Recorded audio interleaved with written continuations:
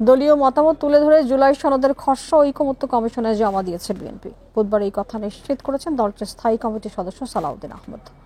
রাজনৈতিক সমঝোতার দলিল সংবিধানের উপরে স্থান দেওয়ার প্রস্তাব গ্রহণযোগ্য নয় বলেও জানান তিনি। এদিকে জুলাই সনদের মতামত জমা দেওয়ার সময় 22 আগস্ট বিকেল 3টা পর্যন্ত বাড়িয়েছে জাতীয় ঐকমত্য কমিশন। ঐকমত্য কমিশনের জনসংযোগ বিভাগ থেকে এই তথ্য জানানো হয়েছে। এর আগে গত শনিবার রাতে রাজনৈতিক দলগুলোর কাছে বহুল আলোচিত এবং প্রত্যাশিত জুলাই জাতীয় সনদ 2025-এর সমন্বিত চূড়ান্ত খসড়া দলগুলোকে দিয়েছে জাতীয় ঐকমত্য কমিশন। সনদ চূড়ান্তকরণ এবং বাস্তবায়ন প্রক্রিয়া নিয়ে রাজনৈতিক দলগুলোর সঙ্গে চলতি মাসেই আবারও বৈঠক করার কথা রয়েছে ঐকমত্য কমিশনের।